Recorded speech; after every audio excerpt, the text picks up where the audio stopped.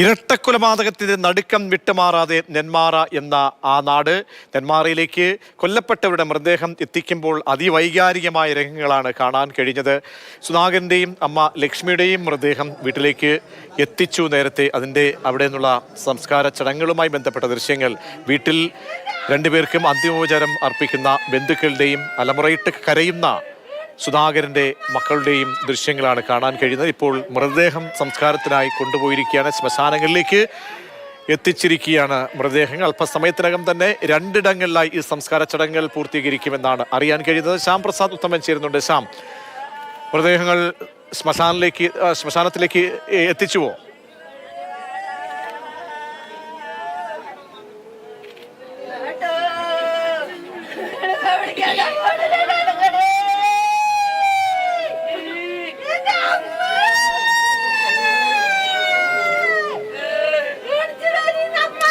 ശ്യാം പ്രസാദ് ഉത്തമനിലേക്ക് എത്താം. വല്ലാത്ത ദൃശ്യങ്ങളാണ്, വേദനിപ്പിക്കുന്ന, അങ്ങേയറ്റം മലയാളിക്ക് ഹൃദയമുള്ള ആർക്കും നൊമ്പരപ്പെടുത്തുന്ന കാഴ്ചകളാണ് കാണാൻ കഴിയുന്നത്. നമ്മൾ എത്രയോ ദുരന്തങ്ങൾ ഈ അടുത്ത കാലത്തായി നമ്മളെ ഇങ്ങനെ വേദനിപ്പിച്ചുകൊണ്ടേയിരിക്കുകയാണ്. ഒരു കുടുംബത്തിൽ നമ്മൾ ഞെട്ടലുളവാക്കിയ പറവൂരിലെ ദുരന്തം നമ്മുടെയൊക്കെ മനസ്സിലേക്ക് ഇപ്പോൾ ഓർമ്മയിലെത്തുകയാണ്. ഒരു കുടുംബത്തിൻ്റെ ഒരാഴ്ച മുൻപായിരുന്നു ഇതേ സമയത്ത് തന്നെയായിരുന്നു നമ്മളെ നടുക്കിക്കൊണ്ട് ആ സംസ്കാര ചടങ്ങുകൾ നടന്നത്. ഒരു കുടുംബത്തിലെ 3 പേരുടെ സംസ്കാരം പറവൂരിൽ നടന്നു. അതേ ദൃശ്യങ്ങൾ പോലെ, അതേ വിലാപങ്ങൾ ഇപ്പോൾ നെന്മാറ എന്ന ഗ്രാമത്തിൽ ഒരാഴ്ച പിന്നിട്ട് കഴിയുമ്പോൾ നമ്മൾക്ക് കാണേണ്ടി വരുന്ന ഒരു ദുരവസ്ഥ കൂടി ആയി മാറുകയാണ്. സംസ്കാര ചടങ്ങുകൾ ഉടൻ പൂർത്തിയാകും. ഉടൻ ശ്മശാനങ്ങളിലേക്ക് മൃതദേഹങ്ങൾ എത്തിക്കും. സുധാകരൻ്റെയും അമ്മ ലക്ഷ്മിയുടെയും സംസ്കാരമാണ് നടക്കാൻ പോകുന്നത്. സംസ്കാരത്തിന് തൊട്ട് മുന്നോടിയായിട്ടുള്ള കണ്ണ് നനയിക്കുന്ന ദൃശ്യങ്ങളാണ് നമ്മൾ കണ്ടു പോയത്. ഇനി ശ്മശാനത്തിൽ നിന്നുള്ള ഏറ്റവും പുതിയ ദൃശ്യങ്ങൾ, സംസ്കാര ചടങ്ങുകൾ പൂർത്തീകരിക്കേണ്ട ദൃശ്യങ്ങളിലേക്ക് കൂടി നമുക്ക് പോകേണ്ടതുണ്ട്. ശ്യാം പ്രസാദ് ഉത്തമൻ ചേരുന്നുണ്ട്. ശ്യാം, കൃത്യം 3 മണിക്ക് തന്നെയാണ് തീരുമാനിച്ചിരിക്കുന്ന സംസ്കാര ചടങ്ങുകൾ. മൃതദേഹങ്ങൾ ശ്മശാനങ്ങളിലേക്ക് എത്തിച്ചുവോ? അവിടെ ഇനി എന്ത് ചടങ്ങുകൾ ബാക്കിയുണ്ട്?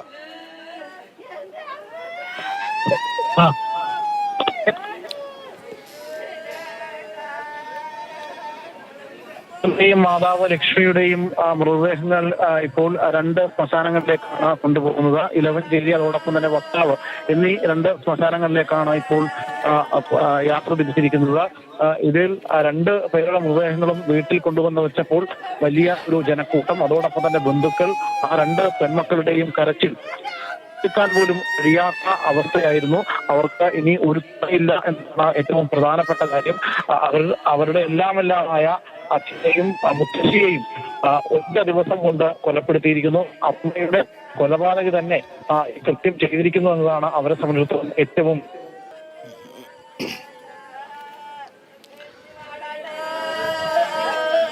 ുള്ള ആ കരച്ചിൽ. അത് കേൾക്കുമ്പോൾ തന്നെ, നമ്മുടെ കാതുകളിലേക്ക് എത്തുമ്പോൾ തന്നെ വലിയ വിങ്ങലും വലിയ പ്രയാസവും തന്നെയാണ് നമുക്ക് അനുഭവപ്പെടുന്നത്. 2 പേരുടെയും മൃതദേഹം ഇപ്പോൾ വക്താവ്, അതോടൊപ്പം തന്നെ ഇലവഞ്ചേരി എന്നീ 2 സ്ഥലങ്ങളിലേക്കാണ് കൊണ്ടുപോയിരിക്കുന്നത്.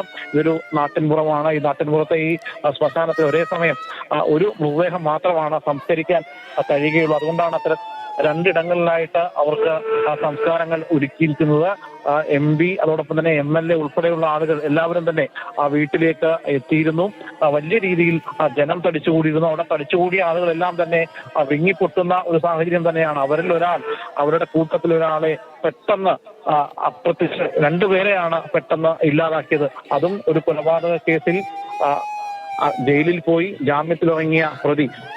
ഈ പോലീസിന്റെ അലംഭാവം തന്നെ എന്ന് തന്നെയാണ് നാട്ടുകാരും ഈ മക്കൾ ഉൾപ്പെടെയുള്ളവരെല്ലാവരും തന്നെ ആരോപിക്കുന്നത്. കാരണം പോലീസ് ഒരുപക്ഷെ ഈ പ്രതിയെ നേരത്തെ അത്തരത്തിൽ ഈ വാൺ ചെയ്ത് വിട്ടത് കൂടാതെ അയാളെ കൃത്യമായ രീതിയിൽ പിടിച്ചിരുന്നെങ്കിൽ ഒരുപക്ഷെ ഈ പഞ്ചായത്തിലേക്ക് ഇയാൾക്ക് പ്രവേശനം പോലും ജാമ്യാവസ്ഥയിലില്ലായിരുന്നു. അതെല്ലാം ഒളിപ്പിച്ചു വെച്ചുകൊണ്ടാണ് അയാൾ ഈ പോത്തുണ്ടി എന്ന് പറയുന്ന ഈ സ്ഥലത്ത് 10 മാസക്കാലം താമസിച്ചത്, ഈ കൃത്യം നടത്തിയത്. പോലീസ് പറയുന്നത് അത്തരത്തിൽ ഒരു ഈ ജാമ്യത്തിന്റെ ഓർഡർ പോലും തങ്ങൾക്ക് ലഭിച്ചില്ല എന്ന കാര്യങ്ങളൊക്കെയാണ് പോലീസ് പറയുന്നത്. പക്ഷേ എങ്കിൽ പോലും ഈ ജാമ്യാവസ്ഥ ലംഘിച്ച് താമസിക്കുന്ന പ്രതി തങ്ങൾക്ക് വലിയ ഭീഷണിയാണ് എന്ന ആ കുടുംബം ഒരു പരാതി പറഞ്ഞപ്പോൾ ആ പരാതിയിൽ കൃത്യമായ ഒരു നടപടി എടുത്തിരുന്നെങ്കിൽ ഒരുപക്ഷെ 2 ജീവനുകൾ പൊലിയില്ലായിരുന്നു. കൃത്യമായ രീതിയിൽ കോടതിയിൽ അറിയിച്ചാൽ ജാമ്യം തന്നെ റദ്ദാകുമായിരുന്നു. പ്രതി വീണ്ടും ഈ ജയിലിനകത്തേക്ക് പോകുന്ന ഒരു സാഹചര്യം ഉണ്ടായാലും ഈ രണ്ടുപേരെ ഇന്നും അവർക്ക് ജീവനോടെ കിട്ടുമായിരുന്നു. അവരുടെ അച്ഛനെയും മുത്തശ്ശിയെയും, അമ്മയെ കൊലപ്പെടുത്തിയ പ്രതി തന്നെ ഈ അച്ഛനെയും മുത്തശ്ശിയെയും കൂടി കൊലപ്പെടുത്തിയിരിക്കുന്നു. അവർ ഇനി പേടിയോടുകൂടിയാണ് ജീവിക്കുന്നത്. അവർ ഇനി ആർക്ക് വേണ്ടിയെന്ന, അവർക്കിനി ആര് തുണ എന്നതൊക്കെയാണ് അവിടെ കൂടിയ ആളുകൾ വിങ്ങളോടുകൂടി തേങ്ങലോടുകൂടി പറഞ്ഞുകൊണ്ടിരിക്കുന്നത്. ശരി, ശ്യാം പ്രസാദ് ഉത്തമനാണ് വിവരങ്ങൾ നൽകിയത്. ശ്മശാനത്തിലേക്ക് കൊണ്ടുപോയിരിക്കുകയാണ് രണ്ടുപേരുടെയും മൃതദേഹങ്ങൾ. നേരത്തെ സൂചിപ്പിച്ചതുപോലെ തന്നെ രണ്ട് മക്കളെ ഇനി എന്താണ് അവർ എന്ത് പറഞ്ഞ് അവരെ ആശ്വസിപ്പിക്കുന്നുള്ളതാണ്. കാരണം 2019 ഒരു ദുരന്തം ആ കുടുംബത്തിന് ഏൽക്കേണ്ടി വന്നു. അവരുടെ അമ്മയാണെന്ന് നഷ്ടപ്പെടുന്നത്. സജിതയെ വെട്ടി ഇല്ലാതാക്കി കൊലപ്പെടുത്തിയ സംഭവത്തിന് ശേഷം ഇതേ പ്രതി തന്നെ വീട്ടിൽ അച്ഛനെയും മുത്തശ്ശിയും ഇല്ലാതാക്കി. അതിൻ്റെ നടുക്കം അങ്ങേയറ്റം ആ കുടുംബത്തെ ഉലയ്ക്കും. ശേഷിക്കുന്ന അഖിലയുടെ മകളുടെ കരച്ചിൽ വല്ലാതെ നമ്മുടെ ഉള്ളിലേക്ക് പതിക്കുന്നുണ്ട്. ഞങ്ങൾക്കിനി ആരുണ്ട്, ഞങ്ങൾ എങ്ങനെ ജീവിക്കും, ഞങ്ങൾക്കിനി ആരുണ്ട്, ഞങ്ങളുടെ ഏറ്റവും ഉറ്റവരായിട്ടുള്ള രണ്ടുപേരെ കൂടി പ്രതി ഇല്ലാതാക്കിയില്ലേ എന്ന് ഉള്ളുലയ്ക്കുന്ന ചോദ്യമാണ്, അല്ലെങ്കിൽ ഉള്ളുലയ്ക്കുന്ന ദൃശ്യമാണ് കഴിഞ്ഞ ദിവസം ആ മകളുടേതായി നമ്മുടെയൊക്കെ തന്നെ മനസ്സിൽ നിൽക്കുന്നത്. അങ്ങനെ ഇരട്ടക്കൊലപാതകത്തിൽ നടുങ്ങിയ നെന്മാറ ഇപ്പോൾ വിലപിക്കുകയാണ്. നെന്മാറയിൽ സംസ്കാര ചടങ്ങുകൾ പൂർത്തീകരിക്കുന്നതിലേക്ക് കടന്നിരിക്കുന്നു. അല്പസമയത്തിനകം രണ്ടിടങ്ങളിലെ ശ്മശാനത്തിൽ, ഗ്രാമപ്രദേശമാണ്, അവിടെ ഒരിടത്ത് ഒരേ സമയം ഒരു മൃതദേഹം സംസ്കരിക്കുക, മറ്റൊരിടത്തേക്ക് കൊണ്ടുപോയി അങ്ങനെ രണ്ടിടങ്ങളിലേക്കാണ് സംസ്കാരം ചടങ്ങുകൾ നടക്കാൻ പോകുന്നത്. സുധാകരൻ്റെയും അമ്മ ലക്ഷ്മിയുടെയും മൃതദേഹം നേരത്തെ വീട്ടിൽ എത്തിച്ചതിൻ്റെ ദൃശ്യങ്ങളാണ് നമ്മൾ കണ്ടുകൊണ്ടിരിക്കുന്നത്. ചടങ്ങുകൾ പൂർത്തിയായി, ആചാരപരമായിട്ടുള്ള ചടങ്ങുകൾ പൂർത്തീകരിച്ചു. വിവിധ ഇടങ്ങളിൽ നിന്നുള്ള ആളുകൾ അന്തിമോപചാരം അർപ്പിച്ചു. മക്കളുടെ സഹപാഠികൾ, അഖിലയുടെയൊക്കെ തന്നെ സഹപാഠികൾ, അവരൊക്കെ വീട്ടിലേക്ക് എത്തി സാന്ത്വനം അറിയിച്ച് മടങ്ങുന്ന കാഴ്ച കണ്ടു. ജനപ്രതിനിധികളും അവിടേക്ക് എത്തി.